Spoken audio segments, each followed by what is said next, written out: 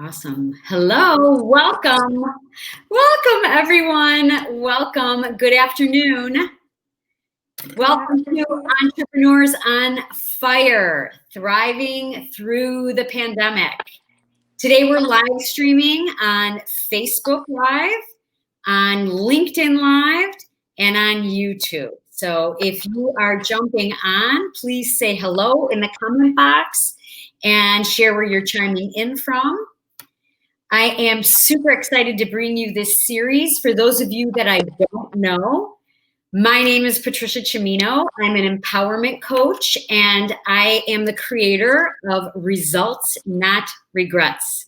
It's a program that helps individuals build their inner confidence so they can go after what they want now, not someday. And this week, I have created this interview series where I am highlighting 5 different entrepreneurs who became entrepreneurs throughout one of the most challenging times right now in history.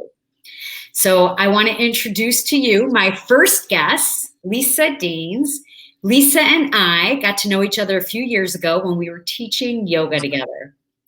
And so I want Lisa to share her journey. First, just by starting off, Lisa, welcome to the broadcast. Thanks, Patty. Thanks for having me. Thank you. So if you could just introduce yourself to the audiences and share what your business is and who it is that taps into your work. Perfect. So fun to be with you today. My name again is Lisa, and my business name is hard to forget, Lisa D Yoga and Fit. And I do fitness and yoga, retreats, classes and programs, and whatever other fun idea I get randomly. I work with, I would consider them pretty hardcore. And this past summer, one thing I've been really working on with my students or participants is nurturing your inner athlete. So I love that. It's been so fun seeing people come on day one, and then we kind of work and do athletic coaching, Patty, right? And by the end, you just see, literally, talk about people on fire. Sometimes you see like some smoke coming up, like they are just so in it and focused. So it has been so fun seeing that and watching that. And yeah, that's kind of me. I do online classes as well as right now outdoors, mostly looking to take indoors, some small group things coming up. So I think that's so cool. I just love how you have pivoted and shifted. I know that word pivoted.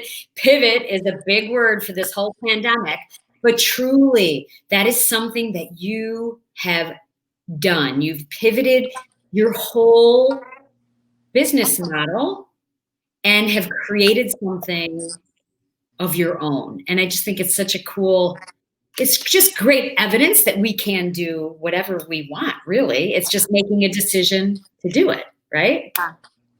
So I just want you to share with the audience what your goals or work objectives were before we began coaching together. Okay. So I let the audience know I've actually worked with you more than one time. So the first time it was, I was teaching yoga part-time and I was a mom, and I kind of got to this place where I sort of felt like I'm working really, really hard for 2 hours a week or 3 hours a week, and I wanted it to be bigger. So that was the initial, before the first set of coaching. The second time, I had kind of dipped my toes into being an entrepreneur, but I didn't really have a strategy. I was lacking direction and focus, and I knew I wanted to move forward with my own business, but I didn't know how or what. And so that was, where I decided that maybe I would figure out a little bit more with coaching with you. Yeah. So what was it about the results, not regrets program that really made you think this could be the thing that could help me? Yeah. Well, like I said, I had coached with you before, and I was just in this.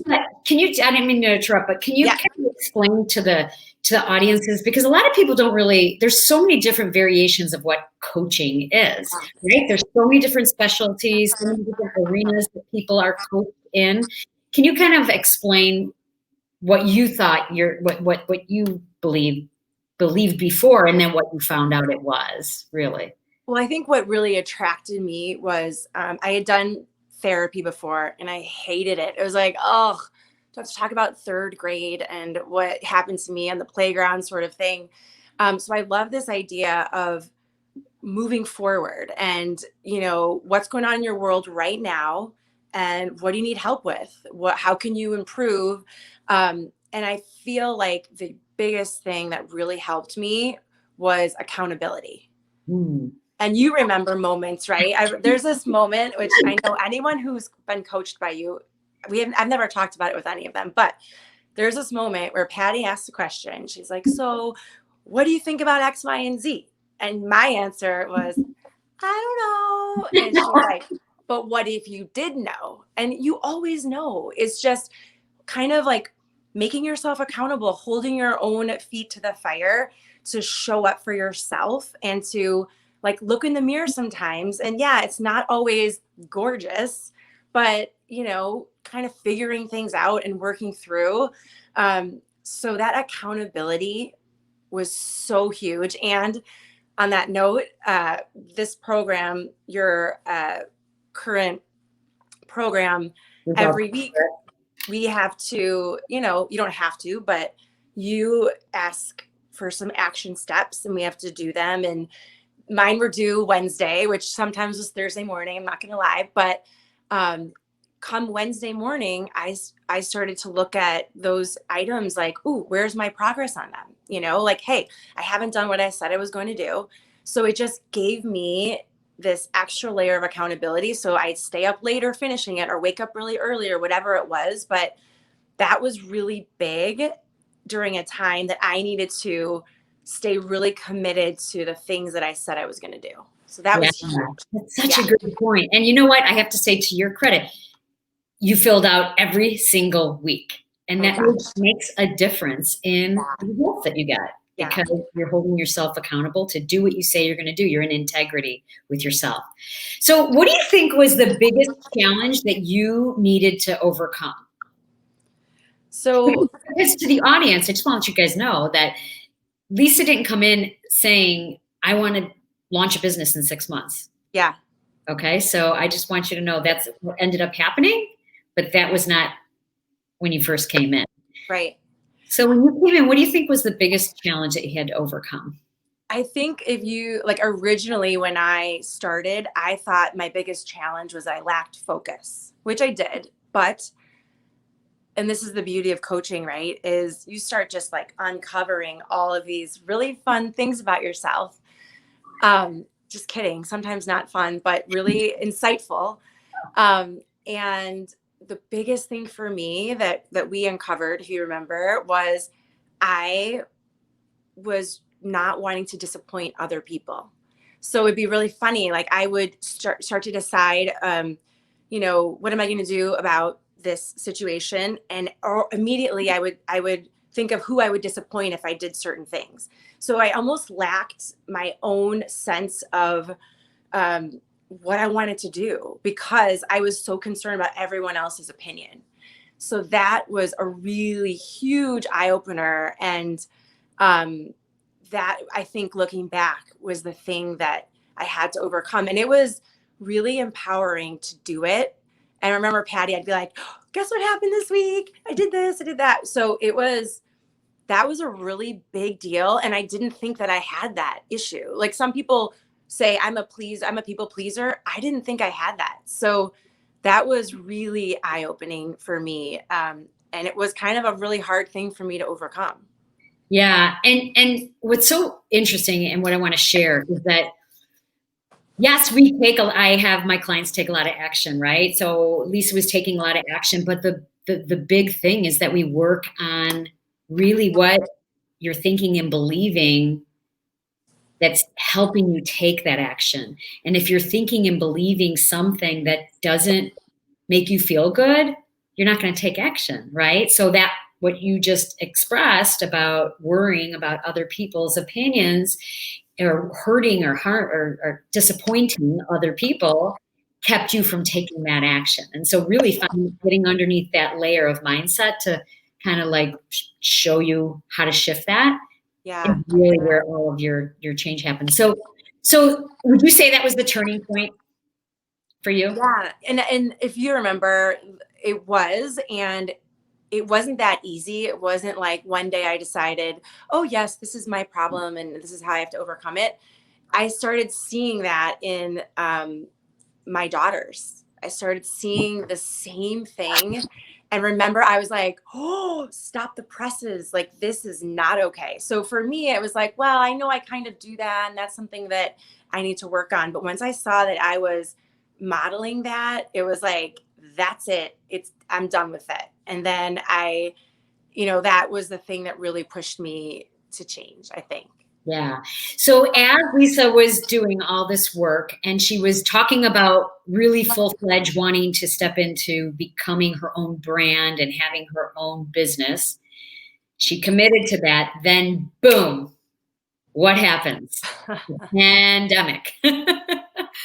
Oh my God. So Lisa, I want you to share how the challenges of the pandemic, how it caused you to, there's the word again, pivot and shift. Because this is the whole reason why I wanted to have this Facebook Live series or this interview live series this week, because I've heard a lot of people who, yes, there are businesses that, so many people unemployed, businesses shutting down and people getting furloughed. But there are businesses that are thriving. There are people who are starting businesses, and there are people who are making income, generating income right now. So I want you to share how when that happened. Now listen, audience, she was teaching in studios, various studios, and they were all shut down. So just share where you took it once that happened.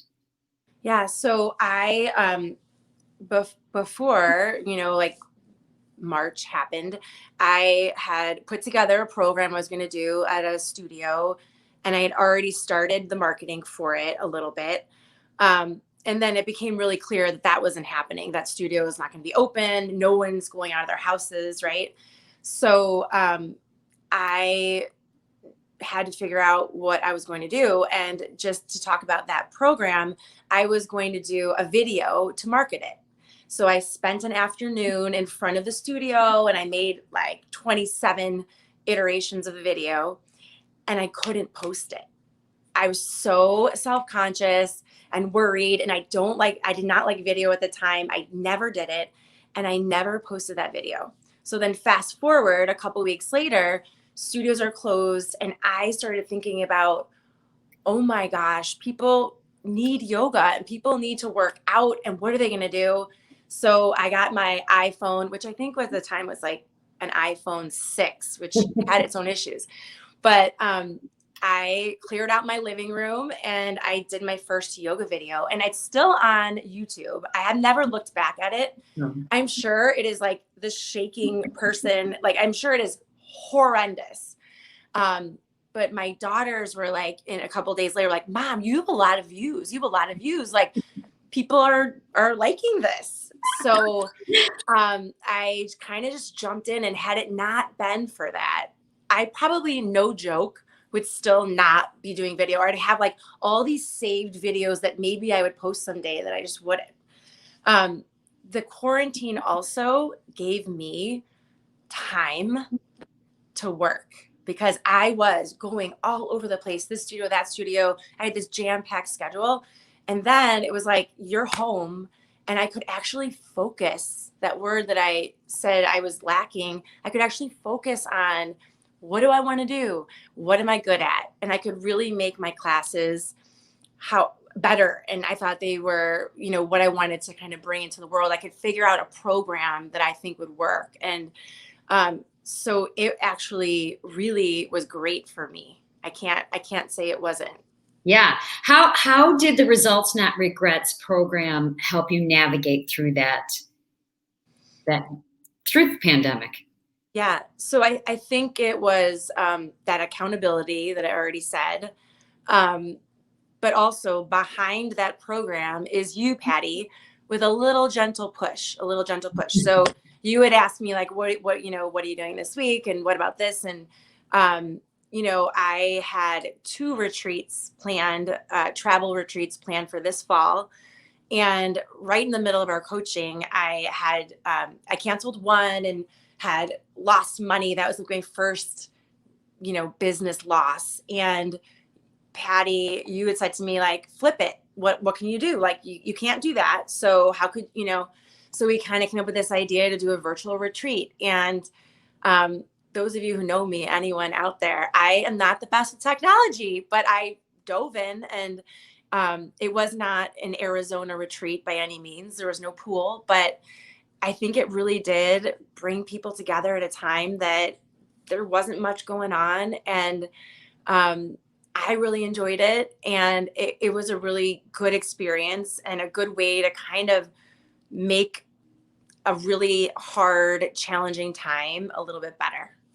Yeah, it was awesome. It was 2 days long, and people were committed, and you had a really beautiful way of just connecting and creating a community that came together for those 2 days. And it was a great online event. So that was awesome. Let me ask you, if somebody, this is a good thing to the audience to share with the audience, like, what is one thing that you are hearing yourself like give an excuse to because of this pandemic? Like, what is one thing that you've been wanting to do, but you're kind of leaning into the excuse of the pandemic?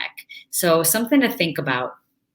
And I want to ask you, so if somebody wanted to branch off, because now Lisa's not affiliated with a particular studio, she has her own brand and creates her own classes, and she holds them both online and offline.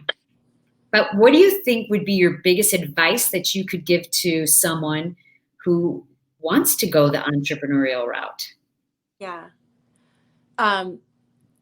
I think, and this, we kind of work through this in coaching too, I think it is figuring out your way. So, and I'm not sure how this exactly fits in with every single industry, but in fitness, and I am the same, you kind of love an instructor and you're like, I want to do exactly what, XYZ person's doing, but that's not me, right? They don't have the same strengths that I have. And so for me, it was a lot of getting, and I don't know about anyone else, but during the pandemic, for some reason, I used all this big white paper and Sharpies. And I just did all my yoga sequences on there. And I would just kind of pull out a piece of paper and just start writing ideas that I had. Some of them, went in the garbage, but others of them, it became really important for me to figure out what I think I'm good at and what I want to bring to people. And, not making it about money was really important for me. And you realized that early on, Patty, because you would kind of ask me when I would tell you about an idea or a program that I wanted to do, you'd say, does that feel good to you? Does that feel like it's in line with your values? And that, I think, is really important too. So doing some soul searching, figuring out what you uniquely bring to the table, and then making sure it's in line with your values. Because if you don't like what you're doing, if you're going to start your own business, you're going to work your booty off. Like, you're doing it a lot. This isn't like 2 hours a day. Like, I'm going to do this 8 hours a week. No. So if you don't like it and you don't feel good about it, it's not going to work. So it has to be really, I think, unique. And that's my advice. I love 2 things that you said. The first thing you said a few minutes ago about serving and how important it was for you to just serve during that time. And I think that's so important. And I think that when we come from that place of service, like, everything opens up from there, right? Yeah. When we come from that place of of our heart, of what we want to offer to the world, there's no better place to be, right? Yeah. Which brings me to the question of like, what is your why? Like, what was your why for wanting to do your own thing? What is your mission statement for better purposes? Yeah. My little mission statement is I want to build people up. And there's nothing that is more exciting to me. And I think some people think I'm a total weirdo sometimes, because I'll send a text after class and be like, OMG, Katie. And if Katie's watching this, she knows I'm talking to her. You were on fire today. Like, I could see it. I saw your goals. I saw it all. Like, that to me is so incredibly rewarding, where someone just like comes into their own. And it's not just about the exercise. It's not about the yoga. It's about feeling strong and confident.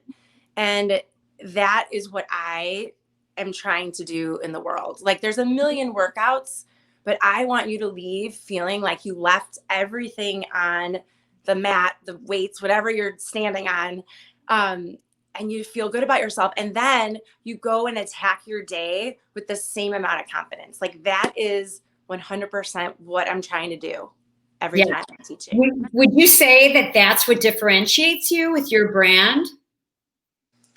I mean, like I There's said, a lot of yoga instructors out there. So yeah.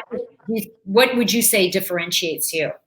This is like a coaching moment. That's still a really hard thing for me to answer, because I literally feel like I do my best when I am here. Like, I have such a laser focus on what I'm doing, that I'm not even, taking in like everything else. Like, I do so much better when I am just kind of walking my balance beam and doing my thing. When I start to think about what other people are doing, it kind of like makes whatever I'm doing so inauthentic that I can't go there. So maybe, I don't know if that's what it is.